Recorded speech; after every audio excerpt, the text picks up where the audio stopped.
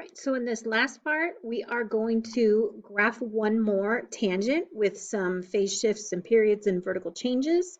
And then we are going to learn how to do it backwards, and then you'll be ready for your homework. All right, so if we have this function here, I want you to take a minute to pause the video and see if you could come up with the amplitude and the period. So you'll notice amplitude is going to be the absolute value of A. And since I have a 1 in front of tangent, it's just the absolute value of 1, which is 1. So there is no change in the vertical stretch. And then for the period, remember that that was the regular period for tangent, which was pi. That's different than sine and cosine, over k. And so in this case, my k value is equal to 2. So I can either think of my k value as equaling 2, or its reciprocal gives me the horizontal scale factor. So that means my period is pi over k, which gives me a period of pi over 2. So then my phase shift, if I set this, actually take a moment to pause your video and see if you can find the phase shift. So you're going to take what's in the parentheses, the 2 theta plus pi equal to 0, and solve. So if I subtract theta from both sides, we get 2 theta is equal to negative pi. And then dividing by 2, we get a phase shift of negative pi over 2. And then vertical shift, still our favorite, it's going to be up 1 unit. Okay, so take a moment to grab a piece of scratch paper or on your notes, sorry. We're going to go ahead and start our rough draft. So remember again, the rough draft does not have a phase shift in it. So take care of your amplitude and take care of your vertical shift. Do a moment to take care of that, pausing the video.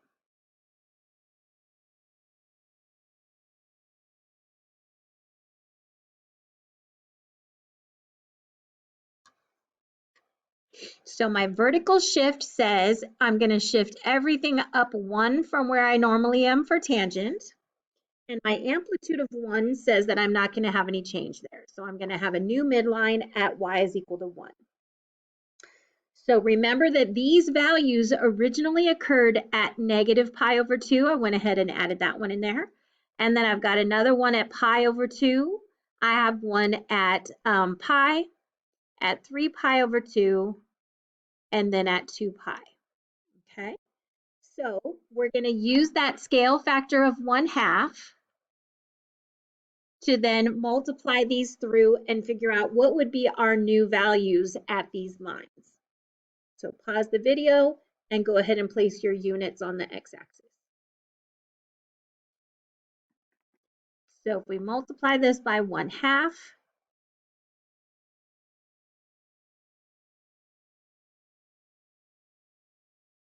we would get the first value is going to be negative pi over 4. Then the next one is going to be positive pi over 4. The next one is going to be pi over 2. And then 3 pi over 4. And then we get pi, right? So remember, the normal period for tangent was pi, and now the new period for tangent is going to be pi over 2. So that means to the left, we had negative pi over 4, and then to the right, we had positive pi over 4, and then we have positive pi over 2, and then we have positive 3 pi over 4, and then we had pi. So you notice we did 2 periods of tangent to the right here by using our method. All right, so now that I've taken care of my period, I'm going to do my pattern. So my pattern says to the left, I'm going to have an asymptote. I'm going to intersect the y-axis at 0. And so I'm going to do that at the midline. Then my next one is going to be an asymptote. And then my next one is on the midline. Next comes an asymptote. And then finally on the midline. Okay, so it's exactly the same graph at this, but notice my x units changed because my period, instead of being pi, is going to be pi over 2. So that means halfway to the right goes up 1, halfway to the left goes down 1. And then again here, halfway to the right goes up 1, halfway to the left goes down 1. And here I don't have it to the right, but to the left would be down 1. And again, if you don't want to use that fourth one, it's not a huge deal. At least give me a couple of periods of tangent. So this is everything except for the phase shift. So then we need to figure out how much is negative pi over 2. So notice here, pi over 2 is 1, 2 units to the right, or 2 dashes. So then negative pi over 2 is going to be 2 dashes to the left. So when I do that, as wide as I can here, so that means this is at negative pi over 4. This would be at negative pi over 2. And this is at negative 3 pi over 4, just counting to the left, so that I have 2 units to the left. So what was at negative pi over 4 moves 2 dashes to the left, and I now have an asymptote. What was at 0 moves 2 dashes to the left, so I would have, whoops, let me get that vertical asymptote in here. So I would have had an intercept here, and I'm going to move it 1, 2 dashes over. And then what was at pi over 4 moves 2 dashes over and is now at negative pi over 4. So hopefully you can see to the right one goes up 1, to the left one goes down 1. So we've got 1 period of tangent right here. And so then we can follow the pattern. We're going to go down from the midline, on the midline, to the right of the midline, and then another asymptote. And that asymptote is going to be at pi over 4. And we're going to go below the midline, at the midline, above the midline, and then I could have another asymptote. And that is going to be at, let's see, if this was pi over 4, this is going to be pi over 2, and this is going to be at 3 pi over 4. Okay, now technically I could have eliminated that, and then I really have shifted what I drew up there, but adding that in, it makes it look pretty.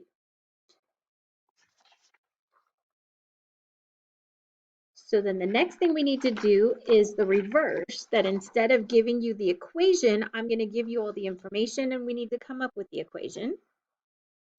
So reading this, it says write an equation for the tangent function with a period of 2 pi and has a phase shift of negative pi over 4, and it has a vertical shift of 0. So remember, we're going to say y is equal to a times the tangent of k theta minus c plus the vertical shift of 8, right?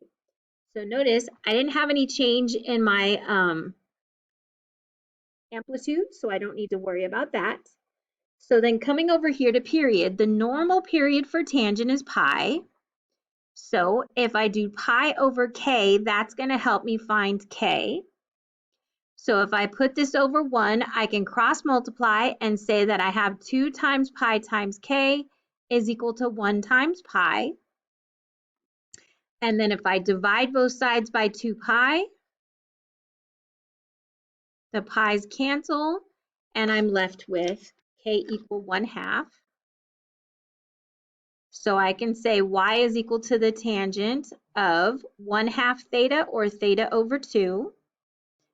And then over here, I can say that I have c over k is equal to negative pi over 4.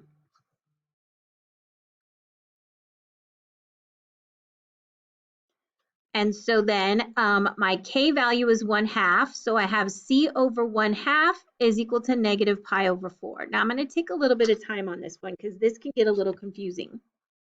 So on this side, I could say that this is c times 2 over 1 is equal to negative pi over 4, or say that 2c is equal to negative pi over 4. And then if I put that over 1 and I cross multiply, that means I have 8c is equal to negative pi, which makes c equal to negative pi over 8. That's one way I could do it. Or I could have just multiplied both sides by the denominator. And you'll see the halves cancel, and on the right-hand side, I get that negative pi over 8 that I was looking for. So if I do minus negative pi over 8, that really just means plus pi over 8. And then my vertical shift is 0, so I don't have to worry about the h.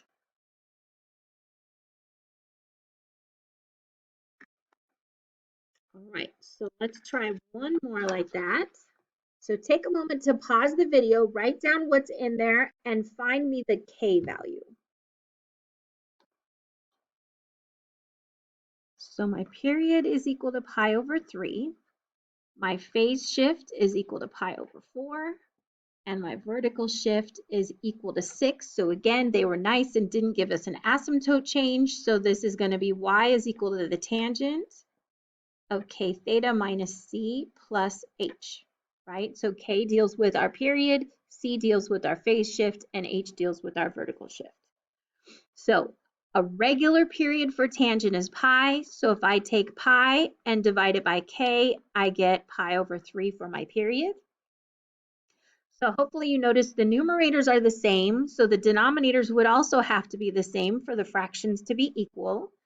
So I can say y is equal to the tangent of 3 theta, and I don't know the rest yet. So take a moment to pause the video and see if you can find c. So remember, c over k is equal to pi over 4. So I know that k is equal to 3, so I'm looking at c over 3 is equal to pi over 4. And I ran out of room, so I'm going to swing that down over here. So if I cross multiply, that means that I have 4 times c is equal to 3 times pi.